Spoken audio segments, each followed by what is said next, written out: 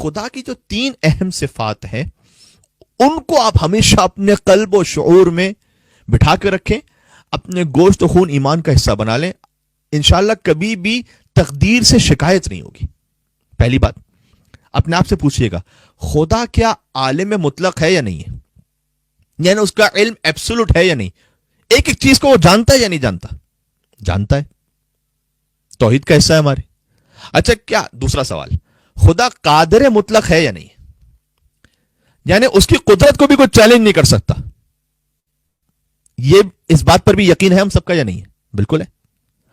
اچھا، ساتھ ہی خدا جواد مطلق ہے یا نہیں، یعنی عطا کرنے میں اس کے یہاں پہ کوئی کمی بیشی نہیں ہے کہ وہ روک روک کر عطا کرے کہ اس کا خزانہ ختم ہو جائے گا، جو دعا افتتاح میں ہم کہتے ہیں وَلَا تَزِيدُهُ كَثْرَةُ الْعَطَاءِ إِلَّا جُودًا وَكَرَمًا، کہ کثرت سے عطا کرنے میں تیرا خزانہ کم نہیں ہوتا بلکہ تیرے جود اور کرم میں اضافہ ہی ہوتا چلا جاتا ہے۔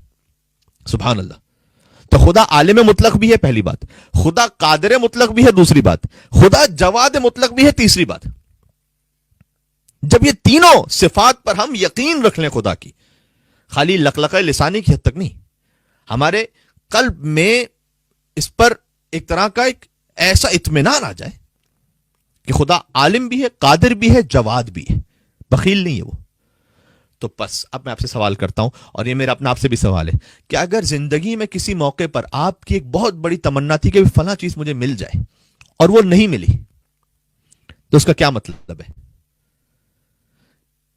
کیا اس کا یہ مطلب ہے کہ آپ کی جو تمنا اور خواہش تھی خدا کو اس کا علم نہیں تھا؟ نہیں، ایسا تو نہیں، ابھی تو کہہ رہے ہیں کہ خدا عالم مطلق ہے۔ اچھا، دوسرا، اسے علم تو تھا آپ کی خواہش کا، لیکن کیا قدرت نہیں رکھتا تھا کہ آپ کو دے سکے؟ نہیں، ایسا بھی نہیں ہے، قدرت بھی رکھتا تھا، اس کو روک نہیں سکتا۔ اللہم لا مانع لما اعطیت ولا معطی لما منعت، پروردگار جیسے تو عطا کرنا چاہے تو کوئی منع نہیں کر سکتا، جیسے تو منع کرنا چاہے تو کوئی عطا نہیں کر سکتا۔ سبحان اللہ، یہ بھی دعا ہی کا جملہ ہے۔ اچھا، یعنی علم بھی رکھتا تھا وہ اور مکمل قدرت بھی رکھتا تھا کہ ہمیں دے سکے، تو کیا بخیل تھا؟ نعوذ باللہ، کہ قدرت تو رکھتا تھا لیکن بخل کی وجہ سے عطا نہیں کیا اس نے؟ ایسا بھی نہیں تھا۔ اس کا مطلب ہے کہ جب آپ یہ یقین رکھتے ہیں کہ آپ کی ایک شدید تمنا اور خواہش ہے تو خدا اس کا علم بھی پورا رکھتا ہے، خدا اس کی قدرت بھی پوری رکھتا ہے، اور خدا جواد بھی ہے، بخیل بھی نہیں ہے کہ روک کے رکھے، تب بھی اگر اس نے نہیں دیا، اس کا مطلب ہے کہ خدا کی کوئی بہت بڑی حکمت تھی جس خاطر اس نے روک کے رکھا۔ سبحان اللہ۔ اس کا مطلب ساتھ میں ایک چوتھی صفت کا اضافہ بھی کیجئے، خدا حکیم مطلق بھی ہے، بلکہ خالق حکمت ہے۔ یعنی اللہ اکبر، کاش میری بات پہنچ رہی، اور آپ کے ماشاءاللہ میسیجز سے مجھے سمجھ میں آ رہا ہے کہ میری بات پہنچ رہی ہے اب تک، کہ عالم مطلق، قادر مطلق، جواد مطلق ہونے کے ساتھ ساتھ اس کے باوجود بھی اگر کوئی شے میری کوشش کے بعد مجھے نہیں مل رہی، اس کا مطلب یقین رکھ لیجئے اس حکیم مطلق پر، وہ کوئی بہت اچھی سوچ رکھتا ہے آپ کے لیے، اس لیے نہیں دے رہا۔ بہت سادہ سی مثال ہے، بچہ لاکھ تڑپ جائے، وہ گھر میں وبال کھڑا کر دے اور ہنگامہ کر دے، لیکن آپ اس کے ہاتھ میں چھری نہیں دیں گے، سوال ہی نہیں پیدا ہوتا کہ آپ دے دیں، کیونکہ آپ جانتے کہ کتنی مضر ہے اس کے لیے۔ ہو سکتا ہے بچہ دل میں سوچ رہا ہو کہ کتنا ظالم باپ ہے میرا، آپ جانتے ہیں کیونکہ آپ اس کے لیے مہربان بھی ہیں اور آپ حکیم بھی ہیں، اس کے مقابلے میں زیادہ سمجھ رکھتے ہیں۔ سبحان اللہ۔ عزیزان گرامی، یہ اگر عقیدہ توحید پر پورا ہو جائے نا، پھر کوئی شکوہ شکایت نہیں رہتی زندگی میں۔ ایسے لوگ راضی رہتے ہیں اللہ سے، جن کے پاس کم بھی ہوتا ہے وہ راضی رہتے ہیں۔ سبحان اللہ۔ میں کہتا ہوں، یہ جملہ بھی بڑا اہم کہنے لگا ہوں، خدا کا شکر فقط اس بات پر نہیں ادا کرنا چاہیے جو اس نے دیا ہے، کئی بار خدا کا شکر ایسی بات پر بھی ادا کرنا چاہیے جو اس نے نہیں دیا ہے۔ ارے یہ کیا مولانا، اس نے نہیں دیا تب بھی ہم شکر کریں؟ جی شکر کیجئے کہ نہیں دیا، ورنہ اسی طرح سے ہوتا کہ جیسے بچے کے ہاتھ میں چاقو تھا اور میں اپنے آپ کو ہلاک کر دیتا، مار دیتا۔ ہم چونکہ فقط ظاہر بین نگاہ رکھتے ہیں تو بچے کے فقط جسمانی نقصان کے لیے ہم اتنی ہماری رسائی ہوتی ہے، ہم اس کو چاقو نہیں دیں گے۔ اللہ کا معاملہ خالی یہ تھوڑی ہے، وہ فقط آپ کے جسم کو تھوڑی دیکھ رہا ہے، وہ آپ کی روح کو بھی تو دیکھ رہا ہے۔ وہ آپ کے فقط جسمانی معاملات کو نہیں دیکھ رہا، وہ آپ کی روحانی حکمتوں کو بھی دیکھ رہا ہے. تو خدا کا شکر فقط اس بات پر نہیں ہے کہ پروردگار تو نے جو دیا اس پر شکر، نہ جو نہیں دیا اس پر بھی شکر، کیونکہ کہیں نہ کہیں تو نے مجھے یا جسمانی اعتبار سے یا روحانی اعتبار سے یا میری اولاد کے اعتبار سے مجھے بچا لیا، نہ دے کر بچا لیا. سبحان اللہ. کاش یہ توکل کی منزل مجھ اور آپ میں آ سکے. کیا تاریخ میں ایسی مثالیں نہیں ہیں کہ جن کے پاس اچانک سے بہت زیادہ آ گیا اور وہ رائے خدا سے بھٹک گئے؟ تو جب بھٹک گئے تو پھر اس سے بہتر تھا کہ اتنا مال ان کے پاس پہنچتا، یا بہتر تھا کہ نہ پہنچتا لیکن اللہ کی راہ میں رہتے. ہم فقیری بھی نہیں مانگ رہے اللہ، ہم یہ نہیں کہہ رہے کہ ہم فقیر بن کے زندگی گزارے. نہیں، پروردگار بس اتنا عطا فرما دے کہ محتاج نہ رہوں کسی کا، سکون اطمینان کے ساتھ زندگی بسر ہو جائے. باقی تو پھر یہ کہ آگے خواہشات کا تو نہ ختم ہونے والا سلسلہ ہے. جس کے پاس کبھی زندگی میں ایک گھر بھی نہیں ہوتا وہ پلاننگ کر رہا ہوتا ہے کہ انشاءاللہ 5 سال بعد میں ایک گھر تک پہنچ جاؤں. لیکن جب ایک گھر تک پہنچ جاتا ہے تو کیا پلاننگ ختم ہو جاتی ہے؟ کیا پھر آگے انویسٹمنٹ پراپرٹی کی پلاننگ نہیں شروع ہوتی؟ وہ بھی مل جاتی ہے تو کیا اس پہ پلاننگ ختم ہو جاتی ہے؟ کیا اس کے بعد اس کے ذریعے سے کسی اور بڑی منزل تک کی انسان رسائی نہیں حاصل کرنا چاہتا؟ کیا وہ بھی مل جائے تو پھر کیا ختم ہو جاتا ہے معاملہ؟ نہیں ہے زینا، کبھی بھی ختم نہیں ہوتا، کبھی بھی ختم نہیں ہوتا. یا آپ جو سوشل میڈیا پر بہت ایکٹیو ہوتے ہیں یوٹیوبرز وغیرہ، ان سے بھی پوچھئے گا جب وہ اپنا یوٹیوب چینل کو اسٹارٹ کر رہا ہوتا ہے تو مثلا اس کے ذہن میں ٹارگٹ ہوگا کہ اگر میرے 50,000 سبسکرائبرز ہو جائیں تو کیا کہنا. لیکن جب وہ 50,000 تک پہنچ جاتا ہے تو اسے عادت بہت کم لگنے لگتا ہے. اب آج کل تو ورچوئل ورلڈ بھی ہے نا، تو فقط میں پیسے کی مثال نہیں دے رہا یا پراپرٹی کی مثال نہیں، یہ بھی ایک طرح کی قیمت ہے نا اس کی. اب اس کے 50,000 سبسکرائبرز ہو گئے تو جب اس نے سٹارٹ کیا تھا تو سوچ کے کیا تھا کہ اتنا ہو جائے تو بہت ہے، لیکن جب یہاں پہنچ گیا تو کیا اس نے اپنا ٹارگٹ اچیو کر لیا، ختم ہو گئی بات نا. اب وہ سوچے گا وہ 5 لاکھ والا جو ہے نا وہ اپنے سے آگے یوٹیوبر کو دیکھ رہا ہوگا. وہ کہتے ہیں کہ کسی یوٹیوبر کو پھانسی کی سزا ہو گئی تو جج نے پوچھا تمہاری کوئی آخری خواہش ہو تو بیان کرو. تو اس نے جواب دیا کہ سر آخری خواہش یہ ہے کہ subscribe my channel and click the bell icon, اس کے بعد مجھے پھانسی دے دیں. تو کچھ لوگ اتنے حساس ہوتے ہیں ان معاملات میں.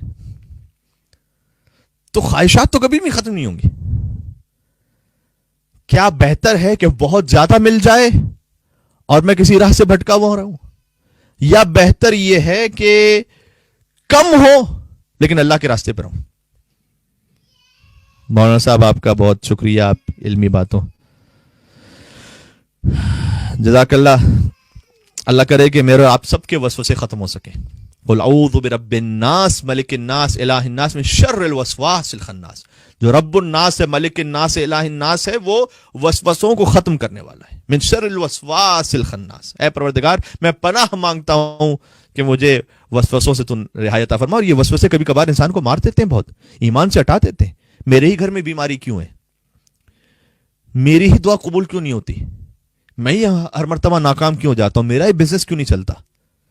میں اتنی کوشش کرتا ہوں کہ میں کہیں اوورسیز فورن کنٹری میں چلا جاؤں، میری کوشش کیوں ناکام رہتی ہے؟ انسان ڈی مورلائز ہو جاتا ہے، ڈپریسڈ ہو جاتا ہے.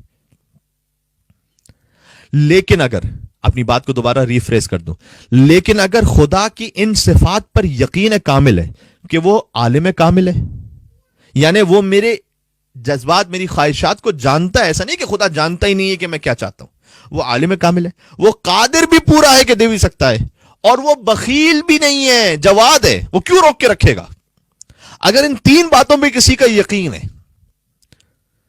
تو آپ یقین فرمائیے وہ شکر فقط ان چیزوں پہ نہیں ادا کرے گا جو اسے ملی ہیں، وہ ان چیزوں پہ بھی شکر ادا کرے گا جو اسے نہیں ملی ہیں.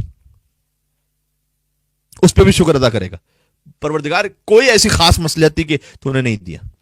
اب تاریخ میں اس کی مثالیں موجود ہیں، بہت ساری مثالیں ہو سکتی ہیں. میں سرکار ختمی مرتبہ احمد مصطفیٰ محمد مصطفیٰ صلی اللہ علیہ وآلہ وسلم کی زندگی سے ایک مثال عرض کرتا ہوں. اللہم صلی علی محمد و آل محمد وعجل فرجهم.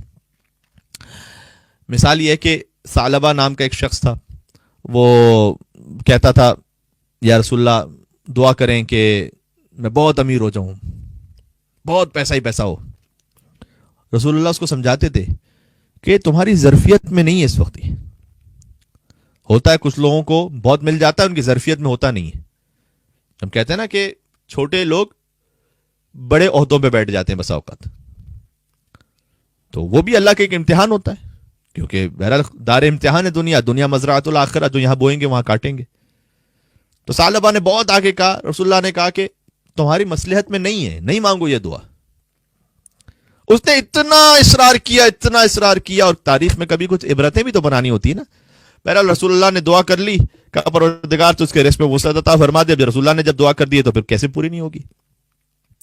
تو ایک کے بعد ایک زمینیں ہونے لگیں, پھر ایک جانور, جو اس وقت کا بڑا ایک اہم بزنس ہوتا تھا, تو اتنے جانور ہو گئے اس کے پاس, اونٹ, گھوڑے, بکریاں وغیرہ وغیرہ وغیرہ وغیرہ, اتنا ہو گیا کہ مدینہ میں تو کوئی جگہ ہی نہیں بچی تھی کہ جس میں اس کا فارم ہاؤس بن سکے. وہ زمانے کا مدینہ چھوٹا سا ہوتا تھا, لیکن بہرحال کہیں کوئی ایسی زمین ہی نہیں تھی خالی. ہوتا نا, ہمیں بھی اگر بڑی زمین چاہیے ہوتی ہے ہم کو شہر کے باہر جا کے لیتے ہیں, شہر کے اندر تو ہے ہی نہیں کوئی زمین, جگہ ہی موجود نہیں. تو اس نے مدینہ کے باہر اپنا ایک پورا فارم ہاؤس بنایا, اور اس پر زراعت بھی ہو رہی ہے, اور اس پہ جانور بھی بہت ہیں. مدینہ سے باہر زندگی گزارن, کیونکہ وہاں ظاہر ہے اس کا بزنس ہے, تو اس کو رہنا بھی وہیں پڑتا تھا. تو پہلا نقصان تو کیا ہوا, جو روزانہ رسول اللہ صلی اللہ علیہ وآلہ وسلم کے ساتھ نماز جماعت میں شریک ہوتا تھا, اس کی جماعت گئی. اب رسول اللہ کے ساتھ جماعت میں شرکت کا ثواب نہیں مل رہا, محروم ہو گیا. اچھا, جب محروم ہو گیا تو چلیں, یہ بھی ابھی کوئی واجب نہیں چھوٹا, جماعت سے محروم ہوا تو اب تک کوئی واجب نہیں چھوٹا, لیکن بہرحال ایک لاس تو ہوا. پھر کیا ہوا معاملہ, زکوٰۃ کا موقع آیا. تو حضور نبی کریم صلی اللہ علیہ وآلہ وسلم نے اپنے امال کو بھیجا کہ ثعلبہ سے زکوٰۃ لے کر آؤ, اس لیے کہ اتنے جانور ہیں, اتنی زمینیں, اتنی زراعت ہے. تو جب حضور کا وہ جو عامل تھا وہ پہنچا کہ زکوٰۃ دو, تم پر زکوٰۃ فرض ہے. کہا زکوٰۃ, کون سی زکوٰۃ؟ ثعلبہ نے کہا کون سی زکوٰۃ؟ کیا ہم کو یہودی ہیں کہ جو جزیہ دیں گے؟ کوئی زکوٰۃ وغیرہ نہیں ہے. جس طرح سے بعض لوگ خمس کے بارے میں کرتے ہیں, طرح طرح کے ہزار قسم کے بہانے ہوتے ہیں کہ خمس قرآن میں کہاں لکھا ہوا ہے, خمس حدیث میں کہاں لکھا ہوا ہے, یہ تو مولویوں کے کمانے کا ذریعہ بن گیا ہے, یہ تو اتنا مس یوز ہوتا ہے. مطلب ہر طرح کا ان کے پاس بہانہ موجود ہے نہ دینے کے لیے. اگر آپ کو کوئی ایک وکیل جن سے کوئی شکایت ہو بھی سکتی ہے جنرلی, اس لیے کہ معصوم نہیں ہے کوئی بھی, تو خمس کے جتنے مصارف بیان کیے گئے ہیں, الگ الگ وکلا ہیں, سہم سادات کئی مراجع کے مطابق آپ اپنے طور پر خود خرچ کر سکتے ہیں اگر شرائط پوری ہوں. جس کو دینا ہے اس کے لیے دل میں ہزار طرح کے اس کو ایک تڑپ ہو رہی ہوتی ہے باقاعدہ کہ کس طریقے سے جو مال امام ہے وہ میں عطا کر دوں, اور جس کو نہیں دینا اس کے دل میں ہزار بہانے بھی ہوتے ہیں. تو ثعلبہ نے کہا کہ ہم کوئی یہودی ہیں کیا کہ ہم جزیہ دیں گے؟ بس جب وہ واپس پلٹا وہ شخص, اس نے رسول اللہ سے کہا کہ وہ تو زکوٰۃ نہیں دے رہا. 3 مرتبہ حضور نے فرمایا ویل ویل لثعلبہ, ویل لثعلبہ. اس قسم کی تعبیر ہے کہ ثعلبہ کے لیے ویل ہو, تباہی ہو, بربادی ہو. کتنی بڑی بد دعا ملی. اب مجھے بتائیے, یہ جو اتنا اصرار کر رہا تھا, یہ اس چاقو کی طرح نہیں تھا کہ بچہ کہہ رہا ہے کہ مجھے نائف دے دیں ہاتھ میں. یہ اسی طرح سے نہیں تھا کیا؟ ایسے ہی تھا نا, تباہ و برباد کر لیا اپنے آپ کو. 3 مرتبہ رسول اللہ کی بد دعا مل گئی. کچھ چیزیں ایسی ہیں, اس لیے نہ ملے تو بہتر ہے. کوشش پوری کیجئے, سبحان اللہ, کوشش پوری کیجئے, لیکن جب کوئی چیز پھر بھی حاصل نہ ہو پائے, اللہ پہ توکل رکھیں. سبحان اللہ, کیا کہنا. ابا عبداللہ الحسین علیہ السلام, غور فرمائیے گا, وقت آخر, سبحان اللہ, مسکراہٹ کے ساتھ, یہ مناقب اپنے شہر عاشوب میں یہ شمر سے کہہ رہے ہیں کہ تو چھوڑ دے اس کام کو, نہ کر. کیوں اپنے آپ کو اس کام میں مبتلا کر رہے ہیں؟ سبحان اللہ. وہ حسین جو سب کچھ لٹا چکے ہیں, آخر وقت میں بھی چاہ رہے ہیں کہ یہ انسان ہدایت پا جائے. کام اتنے کریم آقا ہے وہ, جزاک اللہ. اس لیے کوشش کیجئے کہ اللہ سے جو ملا ہے اس پر راضی رہیں. اچھا, آپ نے دیکھا ہوگا کہ وہی بات کہ کچھ لوگوں کو جب مل جاتا ہے نا, حسن بہت مل گیا, اب سنبھالا نہیں جا رہا, بڑے حسین ہے, اب وہ حسن سنبھالا نہیں جا رہا, بھٹک جاتے ہیں اللہ کے نام میں. دولت بہت آئی, تیور بدل گئے. اور آخری میں اختتام کرتا ہوں بات کا. آیت اللہ بافقی ایک ہستی ہیں. حوض علم یقوم کی بنیاد کس نے رکھی تھی؟ آپ کسی سے بھی پوچھیں گے وہ بتائیں گے کہ آیت اللہ شیخ عبد الکریم حائری. یہ نام سب کو پتا ہے، لیکن پس منظر میں ایک بہت اہم شخصیت تھی کہ شاید اگر ان کی مدد نہ ہوتی تو شیخ عبد الکریم حائری یہ کارنامہ سر انجام نہ دے پاتے. وہ ہے آیت اللہ بافقی. وہ یہ کہتے ہیں ان اور بڑی عظیم الشان شخصیت تھے. مثلا خود آیت اللہ گل پائگانی کے زمانے میں جب وہ قم میں بطور طالب علم تھے، آیت اللہ گل پائگانی جو مرجع تقلید بنے بعد میں، جنہوں نے امام خمینی علیہ الرحمہ کی نماز جنازہ پڑھائی تھی، تو وہ یہ کہتے ہیں کہ ایک وقت تھا کہ قم میں فقط 400 شاگرد تھے. آج بظاہر شاید 40,000 سے تو کم اوپر ہیں، یہ تو ہم جانتے ہی ہیں، پتہ نہیں 4 لاکھ تک ہے نہیں، لیکن بہرحال آج تو لاکھوں کی تعداد میں، لیکن 4,000 شاگرد، 400 شاگرد تھے اس وقت. لیکن اسباب بھی بہت کم تھے، تو سردی بہت شدید پڑتی تھی، بہت شدید سردی ہوتی تھی. قم کی سردی بڑی خطرناک ہے، اسباب بھی نہیں تھے، ہیٹر وغیرہ کچھ نہیں تھے. تو کہتے ہم اتنے زیادہ سردی میں ہمیں تکلیف ہوتی تھی کہیں درس کے لیے باہر نکلنے میں، تو ہم آئے آیت اللہ عبد الکریم حائری کے پاس. بظاہر آیت اللہ گل پائگانی کا یہ بیان ہے، اور ہم نے ان سے یہ کہا کہ آپ ہمارے لیے کچھ وہ ابا جو علماء پہنتے نا، قبا ہے اس کے اوپر ابا پہنتے، تو وہ کچھ اون کی ابا موٹی کچھ اس کا انتظام کرتے ہیں تاکہ ہم گھر سے باہر نکل سکیں، اتنی شدید سردی ہے. انہوں نے کہا میں 400 ابا کہاں سے لے کر آؤں گا، یہاں تو پیسے نہیں میرے پاس کچھ. تو آیت اللہ بافقی نے یہ کہا تھا کہ فکر نہ کرو، میں جاتا ہوں جمکران، مولا حضرت حجت سے لے کر آؤں گا. ایسا یقین تھا. اور آج تو جمکران سب جاتے ہیں، اس زمانے میں تو شاذ و نادر اکا دکا کوئی جاتا تھا. بالکل ایک چھوٹی سی مسجد ہوتی تھی، وہاں تو کوئی رات رکتا ہی نہیں تھا، اتنا خوف ہوتا تھا. لیکن آیت اللہ بافقی وہاں پر پہنچے، وہاں پر انہوں نے رکے، وہاں پر پتہ نہیں کیا کیا مناجات کی مولا سے، اور واپس پلٹے. اگلے دن کہا کہ سیٹرڈے تک انتظام ہو جائے گا. مولا امام زمانہ نے مجھ سے کہا ہے، آپ ان کا یقین دیکھیں امام زمانہ پر، کہا سیٹرڈے تک انتظام ہو جائے گا. امام نے کہا ہے اور ہو گیا انتظام. اس کی واقعی کی تفصیل اپنے مقام پر. لیکن یہ وہ شخصیت ہے آیت اللہ بافقی. ان کا وقت آخر، میں کہہ رہا ہوں کیا، جو نعمت اللہ نے آپ کو دی اس پر تو شکر کریں، جو کسی حکمت کی وجہ سے نہیں دی اس پر بھی شکر کریں. یہ ائمہ علیہ السلام کی مثال تو کیا کہنا، میں تو آپ کو عالم دین کی مثال دے رہا ہوں. تو آیت اللہ بافقی آخر وقت میں ہارٹ اٹیک ہوا، پھر ایک اور ہارٹ اٹیک بھی ہوا، جس سے بس اب یا سکتہ مغزی ہو گیا تھا، یعنی برین بھی، اس پہ بھی بہت زیادہ ایک ایسا اٹیک ہوا تھا کہ ہاتھ کام کرنا چھوڑ چکے تھے. تو ان سے ملاقات کے لیے لوگ پہنچے جب آخر میں، تو ان سے پوچھا کہ کیا حال احوال ہے اب جس شخص کے ہاتھ کام کرنا چھوڑ چکے ہوں. کہتے اتنے حشاش بشاش لہجے میں جواب دیا کہ اللہ کا بہت شکر ہے، اللہ نے گویا ہم سے کہا ہے کہ تم اب ہاتھ چلانے کی بھی زحمت نہ کرو، ہم نوالا تمہیں کھانے کا تمہارے منہ میں دے کے جائیں گے.